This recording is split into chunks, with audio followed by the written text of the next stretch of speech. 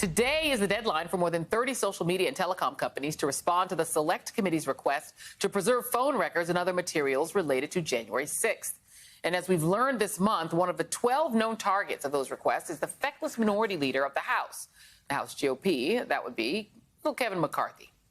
Despite being in touch with Donald Trump during the insurrection, little Kevin made the dubious statement last week that he doesn't have anything to add to the investigation. And he falsely claimed that Trump had nothing to do with the mob that Trump summoned to Washington to, quote, stop the steal that day. There's nothing I have that can add to that day. Why? Isn't there another question? FBI? Another question that the Democrats want to know is how deeply was the president involved? Well, you know what's interesting about that? That's where law enforcement goes. Right. The FBI has investigated this. The Senate had bipartisan committees and come back. And you know what they have found? That there's no involvement. Nope. Of course, neither the FBI nor the Senate reached any such conclusion. Meanwhile, law enforcement is preparing for the so-called Justice for J6 rally on September 18th. That's a protest in support of the jailed insurrectionists who attempted to overthrow our government. That rally is being organized by a former Trump campaign official. And while the permit for the event claims that only 700 participants are expected to attend, nobody really knows how many might turn up, nor how deranged they might be. Here's how Speaker Nancy Pelosi bluntly described them yesterday. Now these people are coming back to praise the people who were out to kill.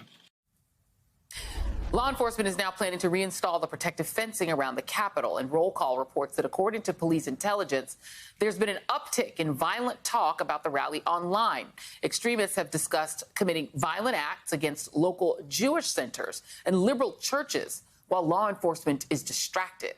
And one user said, quote, "I will be there with my AR-15, even though legally I can't have one." Notably, many Republicans who've been outspoken in their defense of the insurrectionists are not planning to attend, including sedition cheerleaders Margie Q. Green and Madison Cawthorn. According to roll call, Louis Gohmert and Lauren Boebert will also be sitting this one out. With me now, Glenn Kirshner, former federal prosecutor, and Kurt Bardella, advisor for the DCCC. And Glenn, I have to wonder if maybe the decisions they're making might be the first sign of intelligent life that we've seen in the GOP caucus. Here's Jim Jordan last week fudging on whether he'd be there.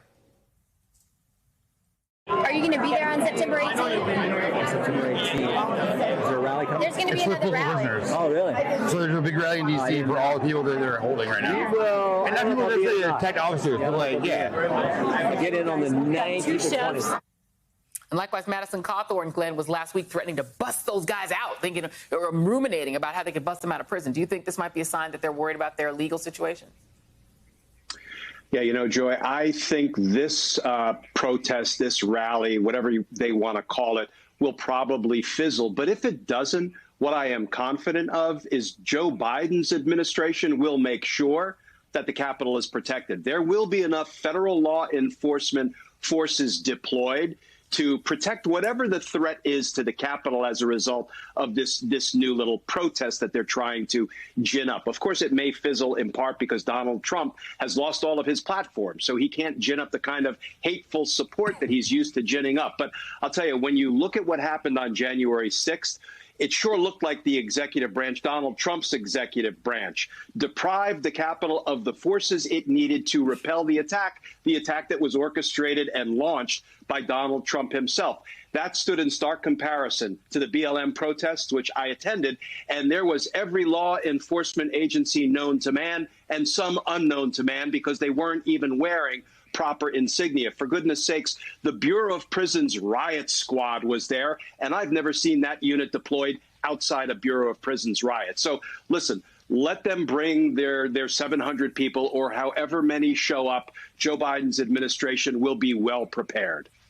Yeah, and, you know, I think it's a very good point, Kurt, that, you know, we understand that but for there having been January 6th, these 700 or whatever odd number of oddballs would have showed up, and there'd probably be very little and light police presence because, let's just be blunt, this is not a group of black people showing up, right? But that aside, do you think that without Donald Trump tweeting the "it's going to be wild" tweets that he did last December and ginning up basically a rally for himself and saying, come to do this to defend me, that they will lack these groups, that they'll lack sort of the impetus to put it together and to pull it off.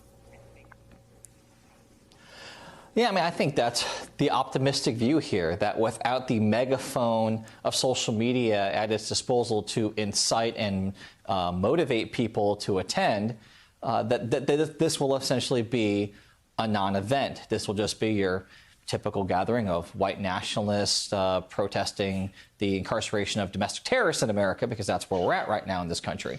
But I think this is also going to be an interesting and an instructive case study about what happens when you don't allow open-aired hate speech to litter the entire social media apparatus, when you don't allow those platforms to be used as a rallying cry, as a uniting cry by these hate groups and by hateful people like Donald Trump. The reason why this may fizzle out is because Trump's not on Twitter anymore, because all these actors aren't using them as propaganda vehicles to try to get all these people to show up and commit an act of domestic terrorism. So hopefully what we see coming up is nowhere near what we saw on January 6th. And that just tells me that removing people from these platforms works, and we need to keep doing it and doing it more aggressively. Yeah. Are you telling me that Getter and Parler are not hot? Is that what you're trying to basically tell me? I mean, very quickly to stay with you for a minute. What does it tell you that these guys are now trying to operate in Brazil? I mean, it seems like they're trying to take their show on the road. Kurt.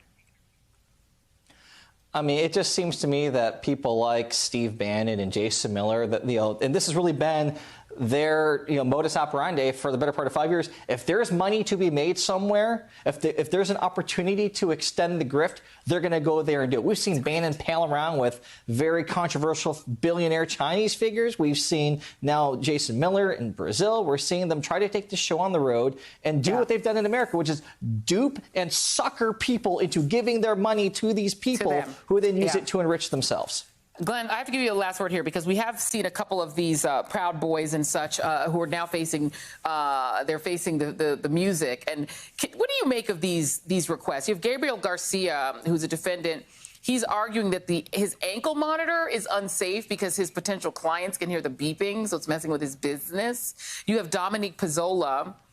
He's arguing for his relief because he says the hygiene's not good and the showers aren't good and everything's nicer in Gen Pop. I guess he wants to go to the general population. What do you make of these whinings? So these requests are entirely ordinary. Anytime somebody is on release and a judge imposes conditions of release to make sure, one, the community is protected, and two, the defendant doesn't flee, we get these requests to modify the conditions of release. And it's a shame that the ankle monitor may be chafing the ankle of a domestic terrorist. I don't feel all that bad for him. But here's what I predict the judges will do. They'll say, the reason you're behaving is because you're wearing an ankle monitor. So the last thing the court is going to be inclined to do is modify the conditions, in the wake of these complaints, and take the ankle monitor off these characters. Watching this closely, let's get right to Matt tonight, because, Matt, the president also brought up booster shots. The president had said that they would be ready to go by September 20th, but he made it clear late today that this is in the hands of the FDA, the CDC, but that when these shots are authorized, the federal government will be ready. David, the president assuring Americans that they will be ready, that they've purchased enough of those booster shots for all eligible Americans, and that the administration will be ready to administer those shots at tens of thousands of sites across the country for free in the coming days. That includes pharmacies and drugstores. As you mentioned, he is leaving the decision of who should get those boosters and when entirely up to the CDC and the FDA. David. All right, Matt.